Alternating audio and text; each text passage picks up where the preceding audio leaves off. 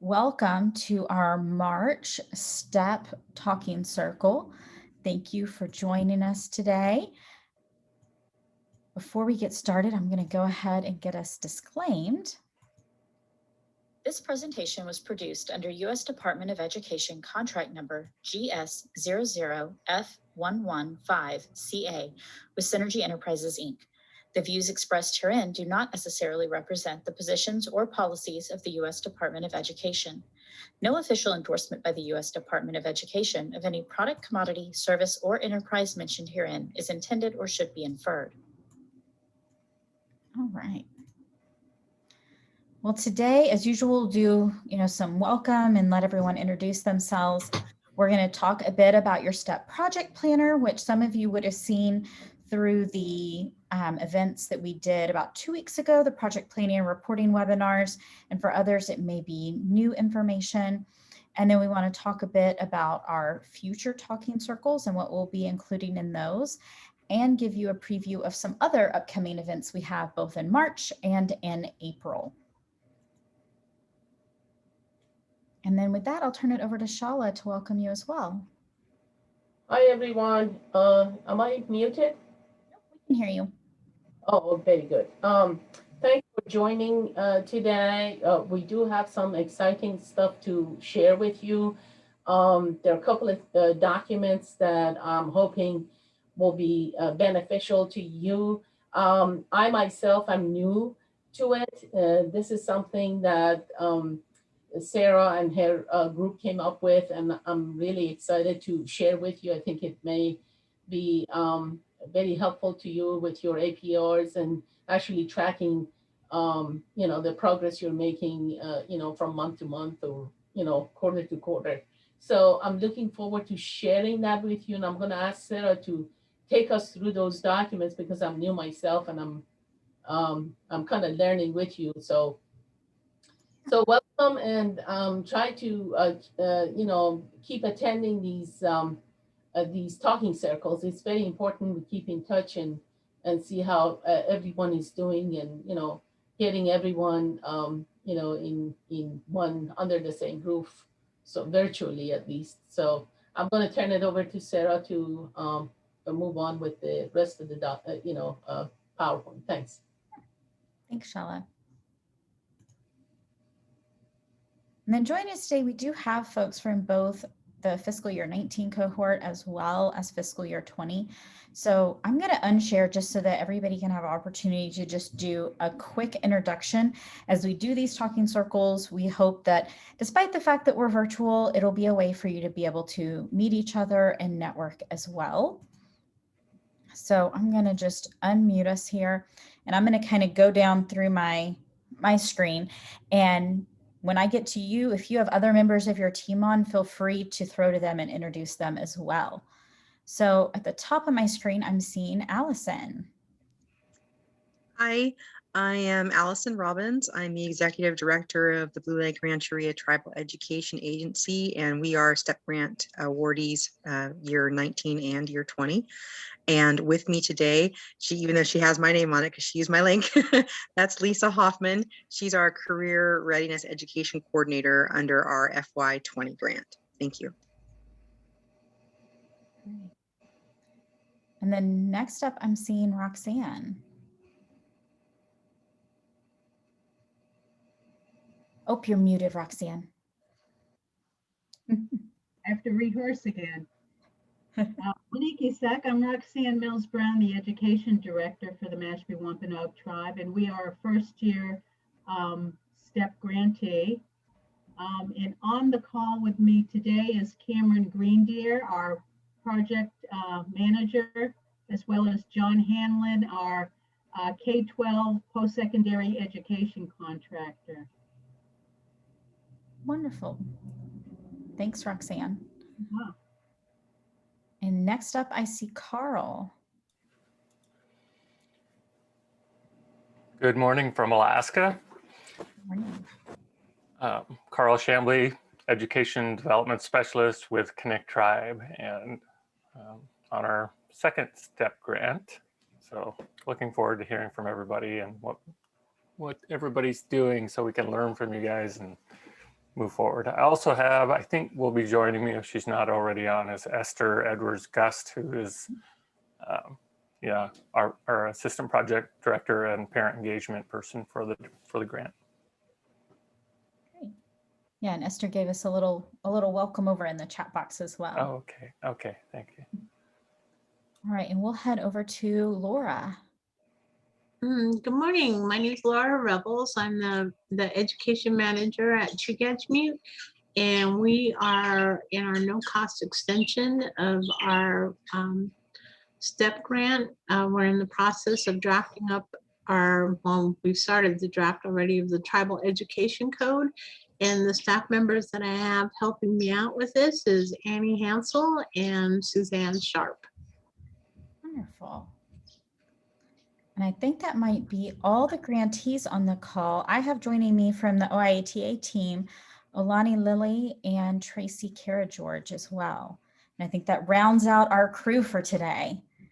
So we'll hop back in so I can share those tools that Shala was talking about.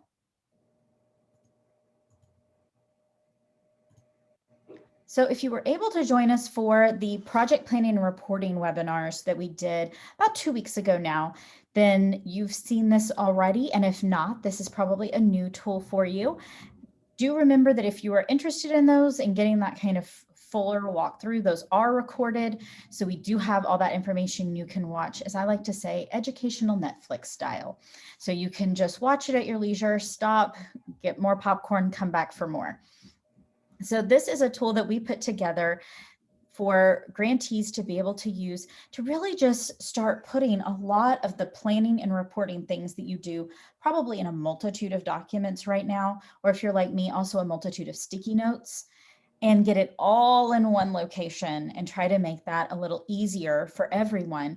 And it's also a great tool because while we all assume that we'll be there for the entire life of our grant, sometimes things happen, we have staff turnover, and it can be challenging when you have new staff onboarding and things are in multiple places and people are trying to figure out what's happened before and how do I report if I don't know what was reported before.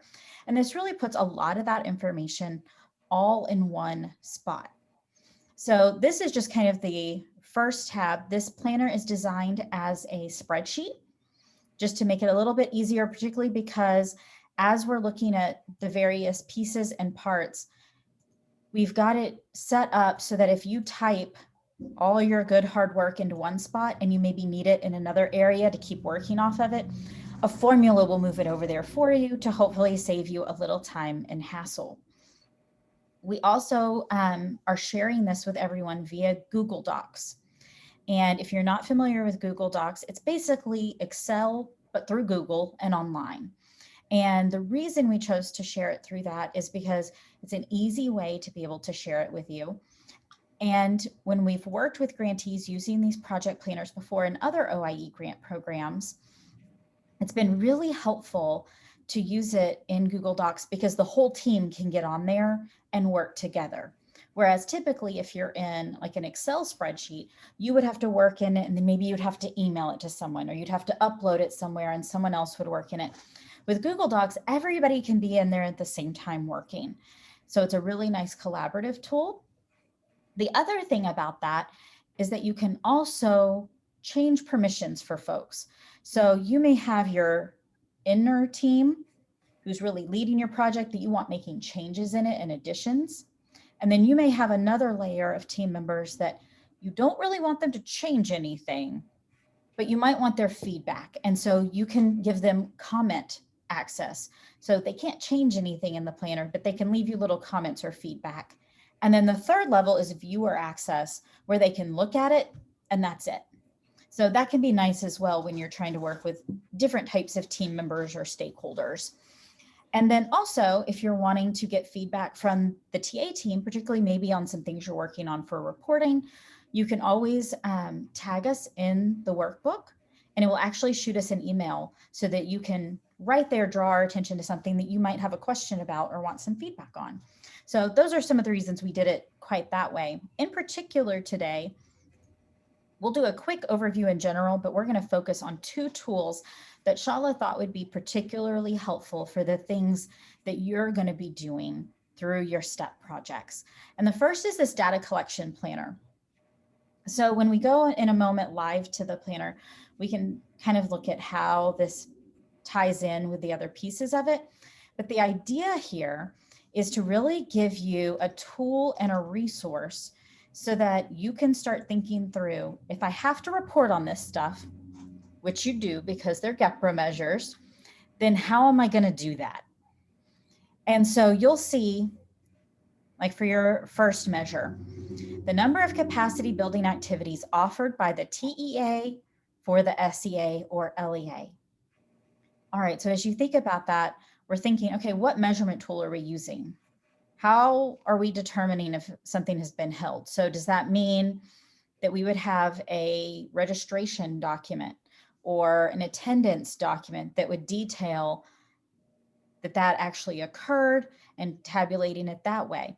Maybe you're adding another tab into your planner and keeping it actually tracked in your planner. But just thinking through, how are you going to measure that? What data are you going to need to collect? The staff who's going to be responsible for collecting it.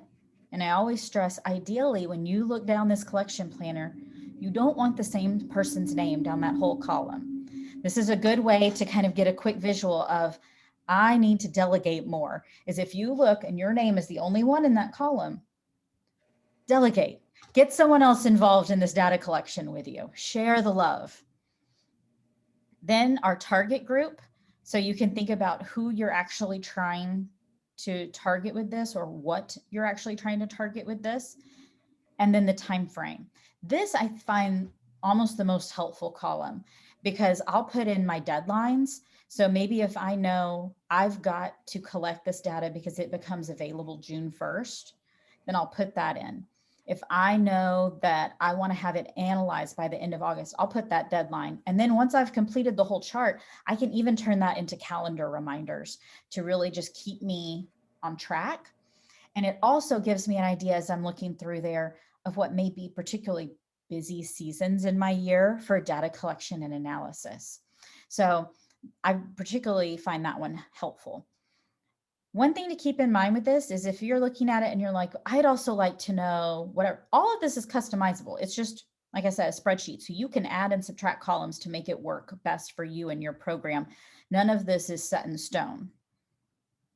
Now, the other tool that Shala thought would be particularly helpful is this primary grant activity tab that we did. Now, this one, I'm actually going to go live to the planner because on the slide, the font's a little small.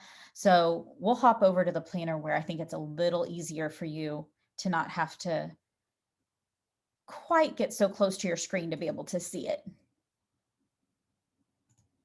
All right, so this is just a sample planner. So we'll go over to primary grant activities, and I'm going to make it a little bigger here so it's a little easier to see.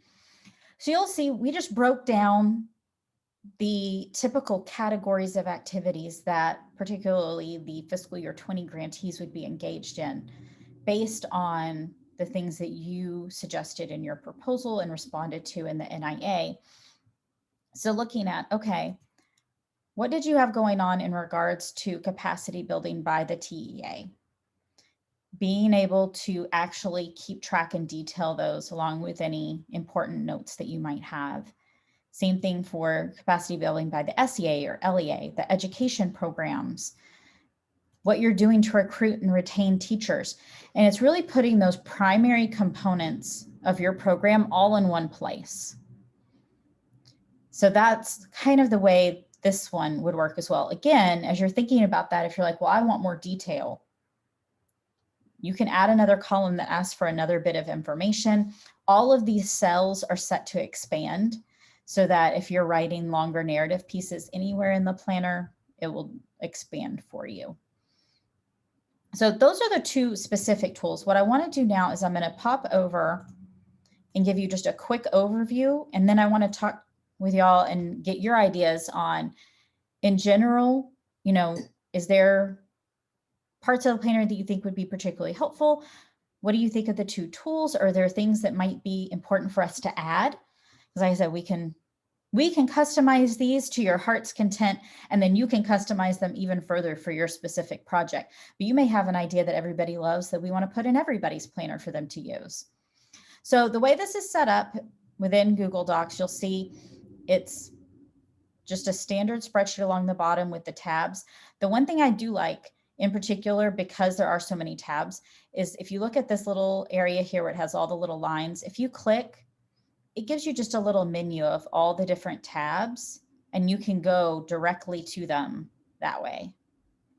But I've also included a menu on the first tab so that you can go directly from here as well.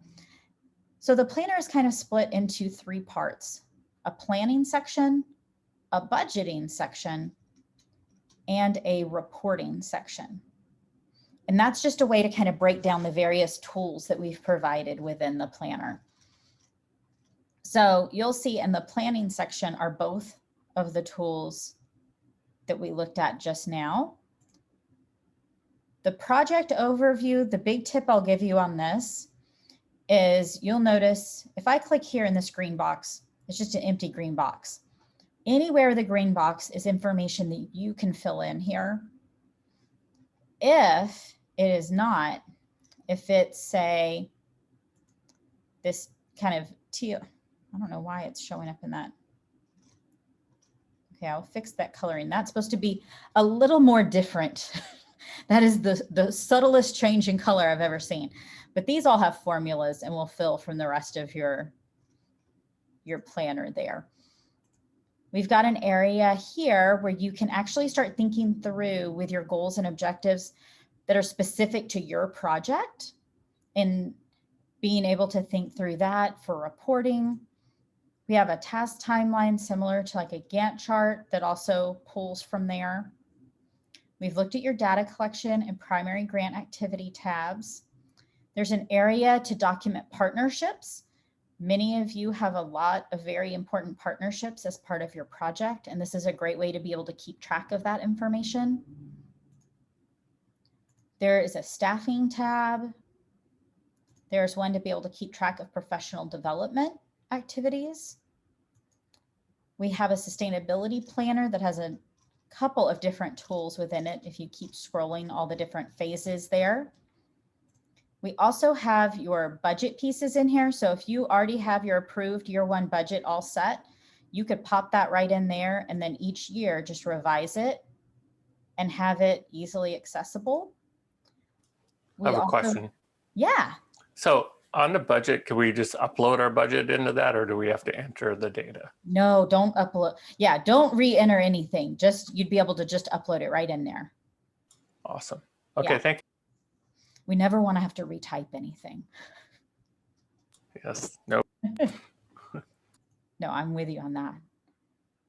And then we do have a drawdown section. This is particularly helpful because when you do your budget reporting in your APR, you're reporting on the drawdowns that have occurred. And this is a nice, easy way so that you're not having to always be in G5 all the time tabulating back, that you can just pop in the G5 drawdowns that happen each year of your program, and it will let you know your available balance based on that. There's additional kind of open areas for you to be able to plot things out and do planning. And then as we move into the reporting section, you'll see this is set up exactly as G5 is set up, to be able to make it really easy that then when you go to do your planning, you can copy and paste directly into G5 without having to keep that in some other document and in some other format, or without having to type directly into G5, have it time out and erase all your hard work. So this is all set up exactly that way. You'll see all 7, I'm sorry, GEPRA measures are here. Keeping in mind that not all of you will be reporting on all 7. It will depend on which ones are applicable to your program. If there's one that's not applicable to your program, you can always just click that little down arrow there, right click it, and either delete that tab or hide that tab so that you're not even dealing with it anymore. The additional project objectives, those are the ones that are specific to your project. Again, set up just the same way as G5. That box there for your narrative, your explanation of progress, will expand as you type in it.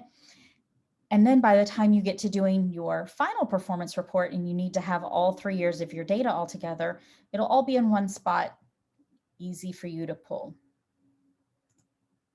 The other things here within your reporting section are some just general reporting reminders, a place for you to, again, plot out and plan your executive summary, your section B narrative. You've already got your optional budget reporting form that you can be working on, and then also a place to plot out your section C. And it's already been populated with enough forms to get you through all 3 years of the project.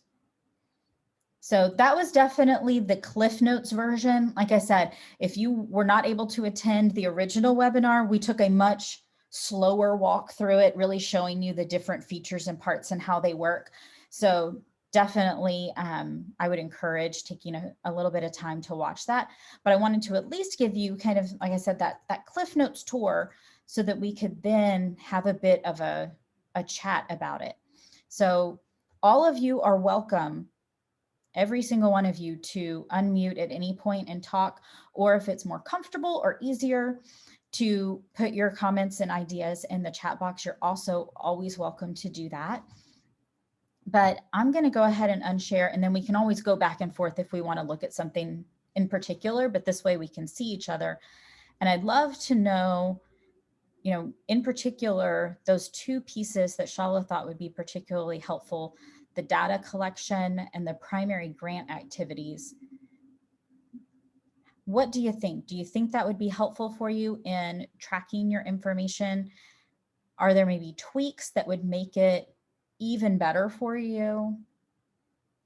Any thoughts?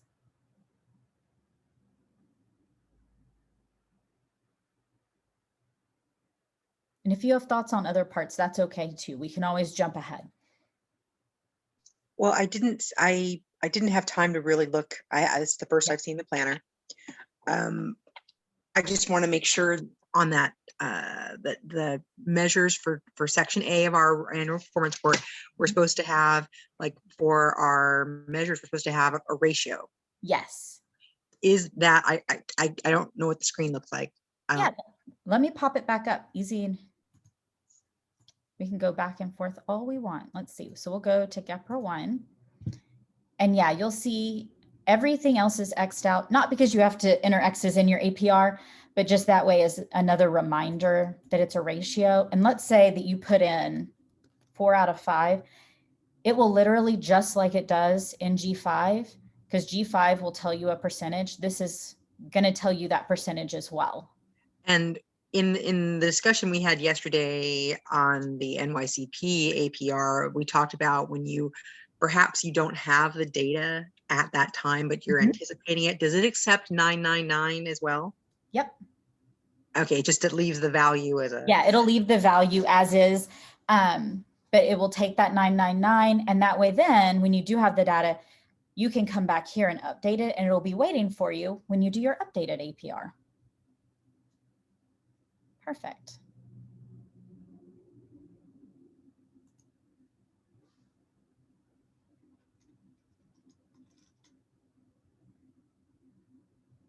Other thoughts, ideas?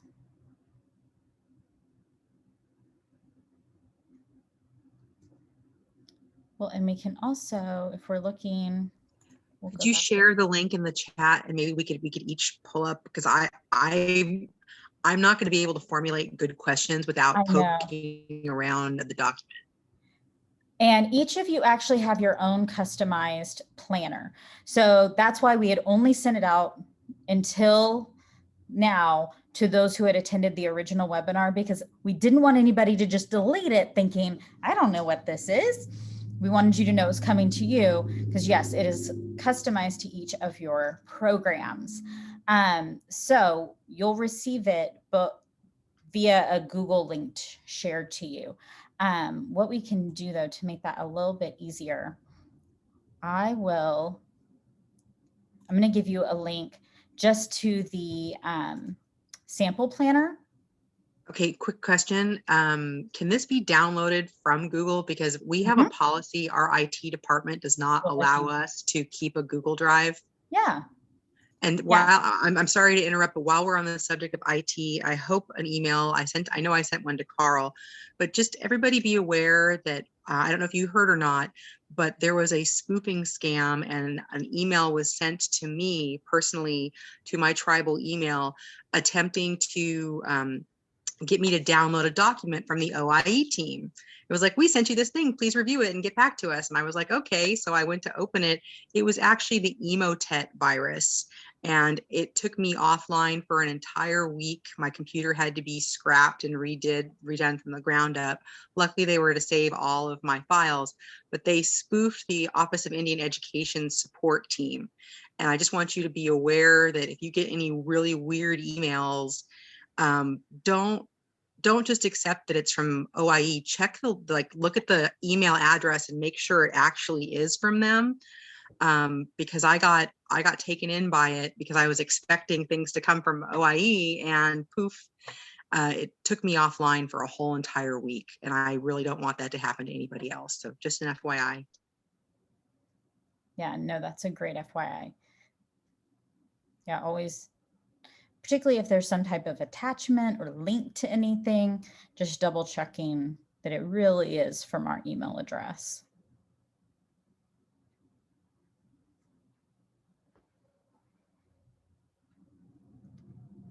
All right, so I popped in the chat box a link just to the sample planner so that if you want to open that on your own screen, you're able to just kind of walk through any of those pieces and parts. But in particular, I'm going to pop back into the two particular tools that I know Shala thought might be of particular interest. And Shala, I don't know if you wanted to kind of share how you thought the data collection planner might be of particular use for grantees as well. Well, I know that there are many more performance measures listed here than any of the STEP grantees have, but I find it very useful to have just one page to look at everything. And from my perspective, it would be helpful to, instead of just waiting for the APR, kind of to take a look and see how everybody's doing sort of in a reported way, to kind of have the option to talk to each of you about how things are, having something to look at. Now, it's optional for you to want to use it or not. I'm not, telling you to use it,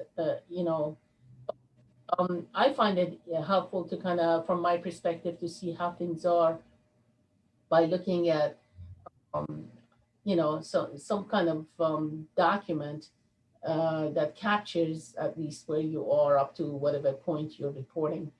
Um, it's it's a good way to kind of prepare yourself, and this is how I look at it from my perspective when I'm doing things.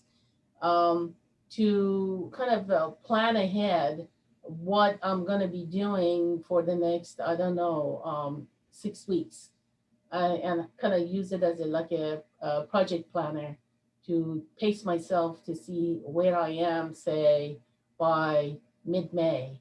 And that helps me a great deal. I don't have anything like this for myself, Yeah. what I do, but it gives me ideas how to kind of design something on my own, like a spreadsheet or something to keep track of things.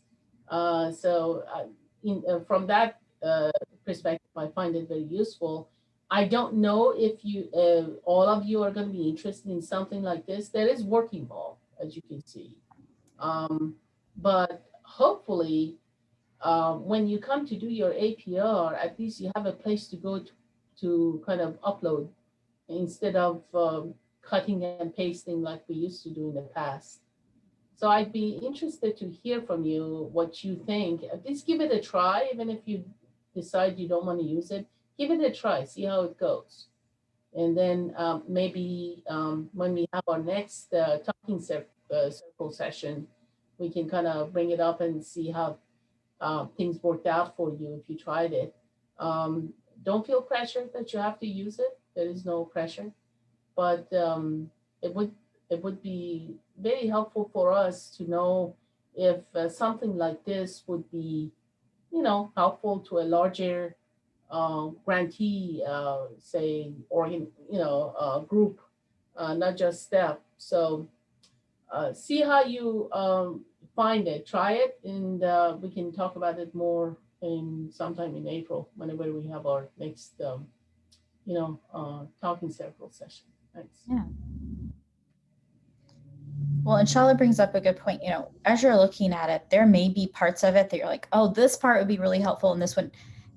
Everything in there is optional and just intended to be helpful. So if there are parts that are helpful, use those parts. And if there are parts that you feel like don't pertain or aren't that helpful, don't use those parts. It's intended to help you with your program planning. So it really is all about using the parts that work for you, tweaking it to make it work. And, as you provide us feedback, if you come up with a great idea that would be good for everybody, we can share that out. Or if you're thinking, I really wish it would do this, but I don't know how to make it, share that with us. We may have an existing tool somewhere for another program that would work for you. Sarah, if I'm not mistaken, you mentioned something about being able to customize this to whatever you have to do. So is that still the case for everything, including this, the one you just put up, the primary Yes. grant activities? Okay, good. So, the form looks kind of a bit intimidating if you're looking at it for the first time and you're thinking, oh my God, there's one more thing I have to do for this grant. Just remember, you can play with this and make it kind of customize it to your, to whatever you need to do for your specific grant project. So it may not be as long as you think. It may be like maybe 2-3 rows and maybe less than 3 columns or something like that. See how that works for you. I'd like to hear back from as many of you as possible to see if anything like this is useful. Yeah, definitely. Thanks. Well, I can share that we have many of these different things all on separate spreadsheets. And this is nice that it pulls them all together into one spreadsheet. I don't know how unwieldy it will eventually get because there are so many tabs with so many formulas in it. And eventually it will probably, especially on year 3, I would imagine it might get kind of, depending on what you do. I noticed you have a budget tracking tab that you basically left open, and I'm imagining the you could format this to depending on how detailed of a level you get. We basically have a detailed general ledger that I review and I create reports off of to track against do a budget versus actual. Mm-hmm. And the one thing I think that could be helpful, where you have your goals and activities, to link the budget to the activities. And then you can also see, like, I planned on doing XYZ activities and it costing this. And then the after the fact. So when you're doing your plan, do, check, act, right? You planned an activity, you did your activity, you checked on how you did so you can do continuous improvement. And then you act on either continuing that way or changing your plan. Linking your budget tracker and your goals so that you can track budget by goals might be helpful. Also, our TEA, when we were meeting with our Board of Education and we wanted to say, well, how do you want to report on things? One of the things that might be helpful here too is they want, for lack of a better word, I'm going to call it subject area. They wanted us to say how much we're spending on direct instruction to kids versus student support services versus instructional support services versus administration versus spending on our facilities versus spending on our, like, what is the administrative overhead of the accounting office? I mean, they were like, what are you spending your money on? Like, we get this gigantic grant for Office of Ed. How do we tell our constituents that, our tribal citizens, that we're focusing primarily on services in the classroom, or, what are we doing? Yeah. So that might be a thing for you to add on here, is how to classify what you're doing for your internal reporting purposes. I know this is for tracking for the government, but I'm reporting to a board of education that wants to know these questions. So keeping two sets of books, one for my board of education and one for this grant thing, I'm like, why? Why not just add it to this? So that might be something that others might be thinking of too. Just throwing that out there. Absolutely. Yeah. And yes, while a lot of the stuff in there currently does have a bit of a focus towards your governmental reporting, we definitely want it to be useful overall for your planning, because you don't want to be doing stuff for only one purpose if it can be used for multiple. So yeah, we can definitely look into a tool for that and linking that up. Any other ideas or thoughts?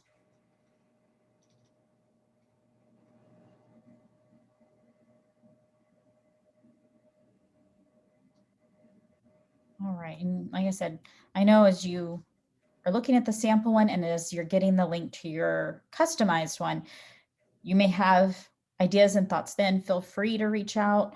And then, like Charlotte said, we'll also circle back in April after you've really had a time to mull that over and try it out and see where we are as well.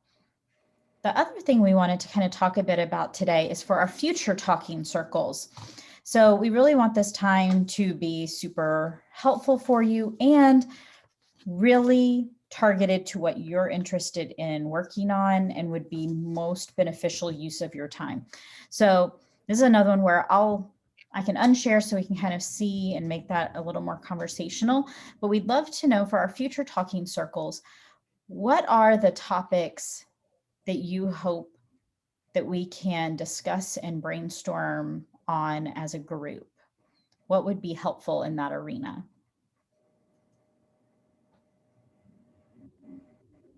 And again, you're welcome to either unmute or pop that over in the chat box.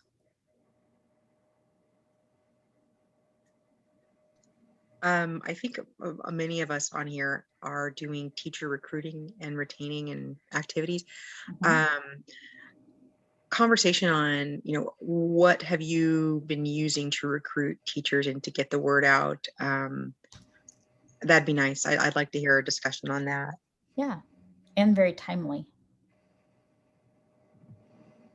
Well, yeah, particularly in the pandemic right now. Just on my other grant, we are trying to recruit paraeducators to do activities. And I went 4 months without anybody submitting an application.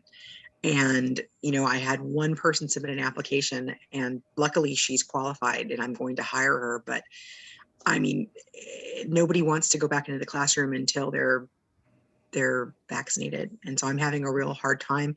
And then with all of the negative light that has come out with how teachers have been treated during this, how am I to recruit people?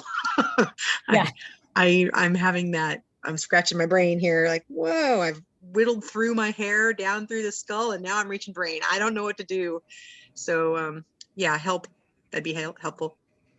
I just had a question for STEP grantees. How many of you are still virtual in terms of teaching and so forth, students part of it? How many of you are virtual, or how many of you are in person, and or a hybrid of the two? Could you share that with me? I'm just curious. Yeah, well, in the Matsu School District, we went virtual from March to May, and then in August, basically all the schools were up and running, and teachers were teaching in the classroom. My wife's a third grade teacher, and I think they missed a total of 4 or 5 days all school year so far. Some schools missed a little bit more because and some classrooms would miss more if they were, exposed to somebody with COVID or had a close contact. But I think the Matsu School District here has just been really pretty much running at 90 to 95% of in-person learning for every day of the school year. So I'm real proud of them. It's been pretty awesome. But that's not true across the state. Each school district does their own thing. Yeah. What about for y'all, Roxanne? Are y'all virtual?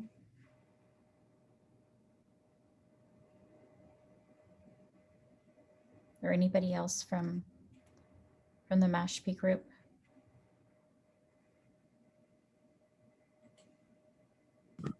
Hi, this is John. I'm sorry.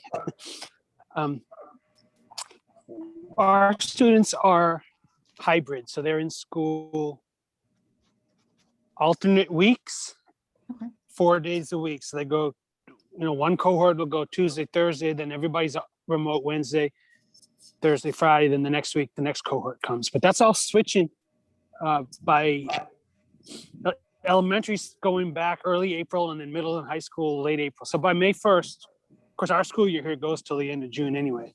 Right. Everyone will be back to normal. Great. And what about you, Laura?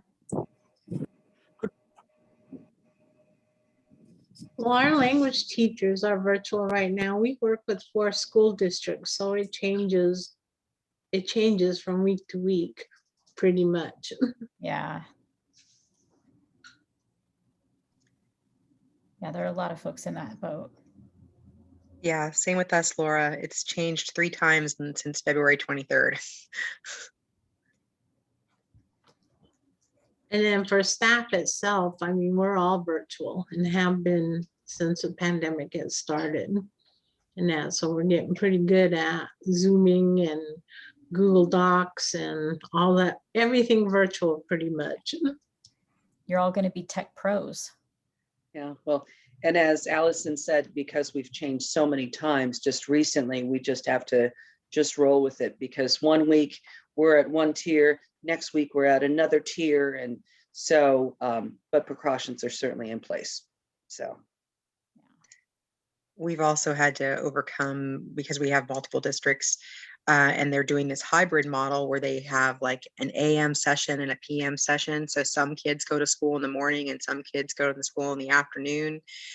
And the kids, particularly our children that are under the age of 12 and can't be home alone. So we have kids that are going to be going to the PM model while their parents are at work during the AM. And what do you do with those, that 8-year-old sitting at home that's not being engaged in the classroom because the teacher is working with other kids that are actually there in the AM and they're waiting to go to school in the PM? And so what do you do with those kids? Yeah. So we have a program running right now on the Rancheria where parents that are in that situation can drop their children off. And it's basically a homework assistance program right now. So the kids bring their homework and work on it. And some kids take part in our activities that we have learning activities they can do, but it's really messed up in California right now. Yeah. We're hoping it goes back to normal by September. I think that's what we're all hoping everywhere. Yeah, a nice, safe back in person September. All right, I think that covered all the different groups that we're on. And I know Esther was sharing that the youth leaders have been mostly virtual and trying to do a lot of things outdoors, which I know in a number of communities, that's been a great workaround to at least do some in person, is doing like small group outdoor activities.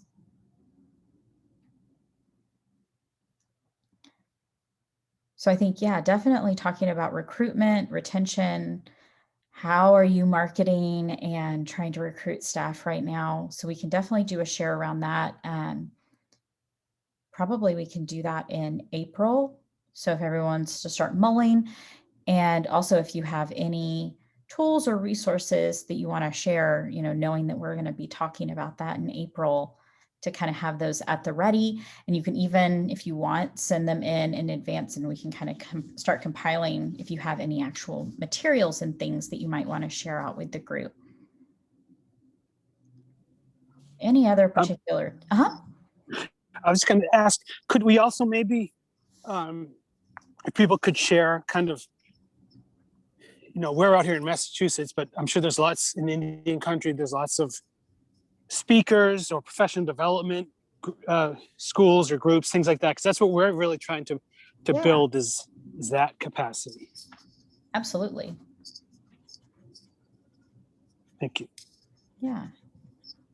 Okay, so far I've got the teacher recruitment and retention, the workplace learning ideas, and professional development options. Any other topics of particular interest right now? And if you think of any after this, don't worry, you can always just shoot me an email and I'll add it to our hit list. I have an idea. Yeah. What about, now since we've been zoomed out for a year now, I've noticed that there's I saw some webinars recently of like how to revive, an approach. How do we make, webinar really exciting? How do we engage, especially with the grant that I'm working under, to make a meaningful connection, something different. So any ideas, that'll be great. Yeah. Well, and that is actually, it was like I plugged you in, Lisa, to give me the lead into our next slide even. Just perfect. So keep thinking of those ideas and feel free to unmute and share or pop in the chat box. But I am, because we're nearing the end of time and I want to make sure that I do plug a couple of events that we have coming up. So one is the project director meeting. We are going to be end of next week sending out the first round of registration for that. Just to be aware, it is only going out to project directors. So don't fret if you don't see it end of next week. As long as you're not if you're a project director and you don't get it by Friday, let me know. As a project director, you will be able to select a team of 3, including yourself. Project directors, of course, need to attend the project director meeting, but you can select 2 more people to attend with you. And we're really setting this up in more of a format like a mini conference. So we'll have an opening session where you're together every day. Then we'll have 2 breakout sessions where you'll be able to pick from 4 different topics that are being offered with great speakers, other program sharing, really good stuff. And then we'll end each day with a little bit more interactive time where you'll be able to engage with some of those same speakers, do some activities, have more conversation and engagement during that time.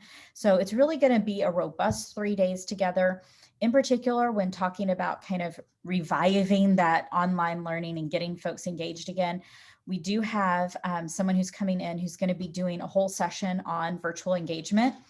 So keep your eye peeled for that particular session, as well as some other things.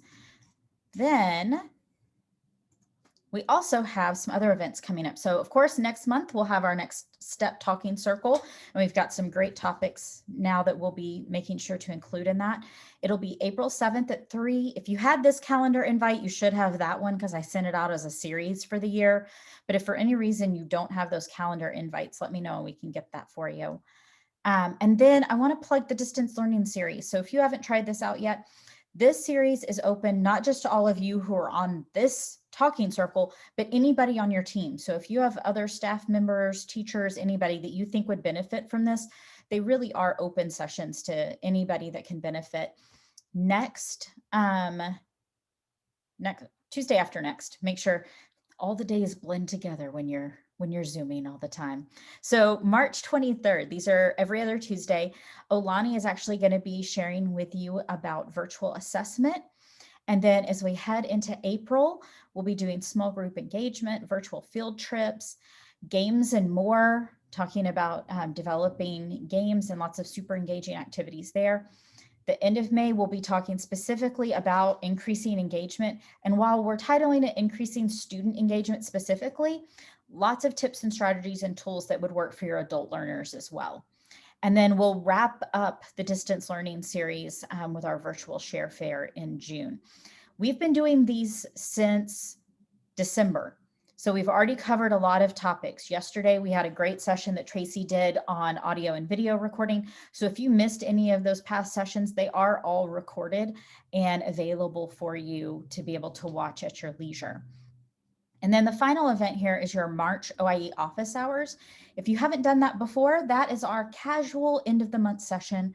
It is come and go, so you can pop in and out anytime between 1 to 2. And I have myself on there, as well as a number of folks from the department. It's an opportunity to ask questions, get feedback, brainstorm, whatever would be helpful in just a more casual conversation environment. So that's there for you as well. That's going to be March 25th. And just like I do for any of them, I'll send out a reminder for those, because we don't do calendar reminders for those since they're optional. I try to send that reminder out a couple days in advance as well as day of. All right, so those are all the events that I was particularly plugging today. Do you have any other questions while I'm looking at the chat box and seeing if there's any there, or you're unmuting and asking? I'm also going to pop up our end of event poll that I know you are all super familiar with now. So if you don't mind fast fingering in that answer, I noticed that Allison has shared some professional development that they're doing on curriculum and working with some other tribes, and how that connects to her GEPRA, as well as it looks like a link to Harbor Freight for Yes. some CTE stuff. Right. If part of your grant is developing programs that prepare children for career experiential learning opportunities, and you're looking at doing internships or modern youth apprenticeships, wherever there is a Harbor Freight, if you have a Harbor Freight in your community, they will sponsor a student. They needed to do 120 hours of work experience at an industry, at a business, and it needs to involve tools of that nature. And they'll give you $1,000 for the student, so the student gets a paid internship. They'll give you $500 for that student's mentor, if that's a mentor, if that's a teacher, or you have another site supervisor. $500 for the mentor and $500 for the site supervisor. So if you wanted to grow your programs and grow partnerships with businesses and make the sustainable, this is a way to fund that. So I just wanted to share that. Yeah, that's great. And conveniently, I happen to know all of the fiscal year 20 grantees are doing some things similar to that, so it should be of interest. Also, just a tip, if you are wanting to save some of this information from the chat and you're frantically trying to write it down, if you look at the bottom where you would normally write your comment, and you see where it says file, and then there's a little button with 3 dots. If you click those 3 dots, the first option there is save chat, and it'll save it as a Word document or a little text file document on your computer, so you don't have to try to save all that or write it down. I know that comes in handy for me. So again, just here's the contact information there for Shala, as well as for the OIETA team. So if you, again, have questions or great ideas for things that we can talk about in upcoming sessions, please reach out. I will be sending your customized planners. You know, the one I shared with you is just the generic one. I'll be sending your individual ones to each of you after this, now that you all know it's coming and are expecting it. And then it doesn't look like we have any other particular questions, but if anybody else has any other questions or just any great shares as we wrap up, we do still have a couple of minutes. So great time for any of that.